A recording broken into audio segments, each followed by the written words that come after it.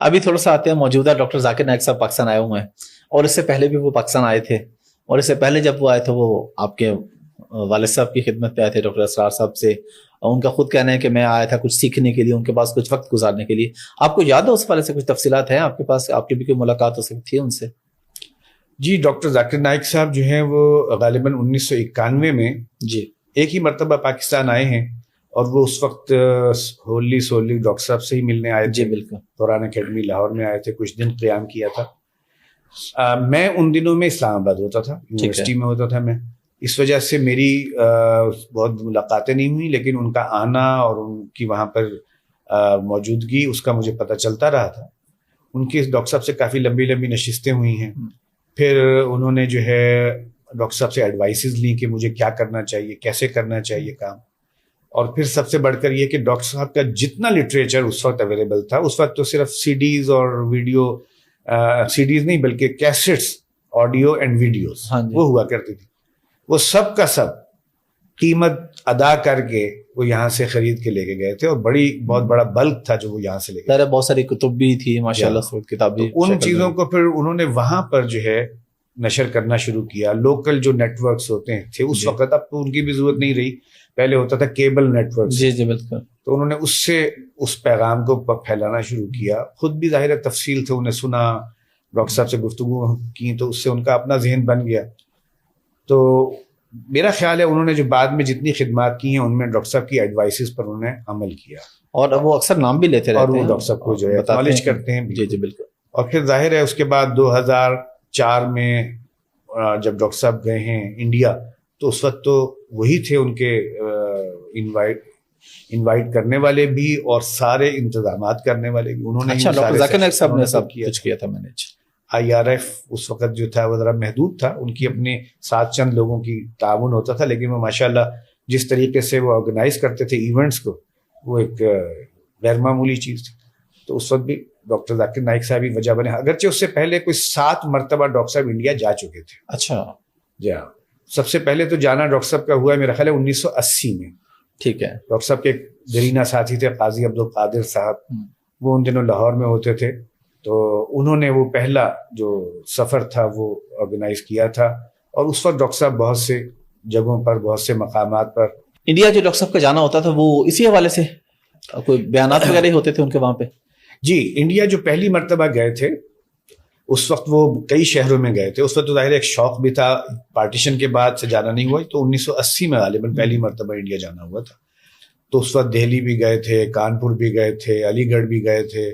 اور پھر یہ کہ اپنا جو آبائی شہر تھا جہاں پر ڈاکٹر صاحب نے بچپن گزارا، جہاں ان کی ولادت ہوئی، وہ جو ضلع حصار کا جو جس جگہ پر تھے وہاں بھی جانا ہوا. تو اس میں تو تینوں چیزیں تھیں کہ ملاقاتیں بھی، جب ملاقات کے لیے گئے ہیں تو وہاں پر انہوں نے خطابات بھی رکھوا لیے، لیکن وہ ہوتے تھے ذرا محدود لیول کے، کہ ادارے کے اندر ہی ہے. جماعت اسلامی ہند کا جو مرکز ہے وہاں ہو گئے دروس، خطابات. اسی طرح سے اور مقامات پر گئے، علی گڑھ گئے تو وہاں یونیورسٹی میں. تو یہ ایک طرح کا ایک لمیٹڈ اسکیل کا کام تھا. لیکن جو بعد میں آخر میں ڈاکٹر ذاکر نائک صاحب کے ریفرنس سے جو 2 مرتبہ جانا ہوا ہے، تو وہ تو پھر انہوں نے اس کو جو آرگنائز کیا تھا وہ پبلک فورم پہ تھا. وہ تو بہت بڑے بڑے پروگرامز کیے تھے ماشاءاللہ، جس میں مطلب ہزاروں نہیں، کئی ہزاروں کے مجمع تھے وہ ماشاءاللہ.